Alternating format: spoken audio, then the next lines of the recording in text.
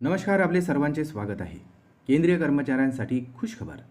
D नंतर आता retirement gratuity आणि डेथ ग्रॅज्युटीच्या मर्यादेत केली मोठी वाढ. चला तर पाहूया ही सविस्तर बातमी. त्यापूर्वी चॅनलला नवीन असाल तर सबस्क्राईब करायला विसरू नका आणि नवनवीन अपडेट मिळविण्यासाठी बेल आयकॉनला प्रेस करायलाही विसरू नका. ही अत्यंत महत्त्वाची माहिती आपल्या सहकारी मित्रांना शेअर करून व्हिडिओला लाईक करायलाही विसरू नका. केंद्र सरकारच्या कर्मचाऱ्यांसाठी एक आनंदाची बातमी समोर येत आहे. सरकारने आता रिटायरमेंट ग्रॅज्युटी आणि डेथ ग्रॅज्युटीची मर्यादा 25% वाढवून आता 25 लाख रुपये केलेली आहे आणि ही वाढ 1 जानेवारी 2024 पासून लागू होणार आहे.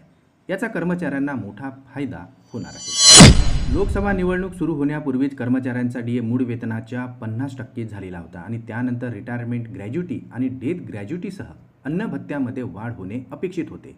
महागाई भत्त्यात झालेल्या वाढीमुळे आता सरकारी कर्मचाऱ्यांच्या रिटायरमेंट ग्रॅज्युटीसह अनेक भत्त्यामध्येही वाढ झालेली दिसून येत आहे. 1 जानेवारी 2024 नंतर निवृत्त होणाऱ्या कर्मचाऱ्यांना याचा लाभ मिळणार आहे. यापूर्वी ग्रॅज्युटी वाढीसंदर्भात गेल्या महिन्यात 30 एप्रिल रोजी ही घोषणा करण्यात आली होती. मात्र 7 मे रोजी ती थांबवण्यात आली होती.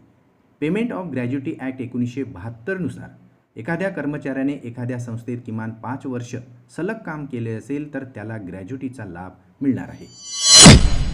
7व्या वेतन आयोगानुसार डीए वाढवण्याचा निर्णय घेतल्यामुळे आता ग्रॅज्युटीची मर्यादा ही 20% वरून 25% पर्यंत पोहोचली आहे. यामध्ये आता ग्रॅज्युटी, इतर भत्ते यामधील तरतुदीत आता बदल होण्याची शक्यता आहे. पुन्हा भेटू आमच्या यूट्यूब चॅनलमध्ये नवीन अपडेट्ससह. तोपर्यंत आनंदी राहा. नमस्कार.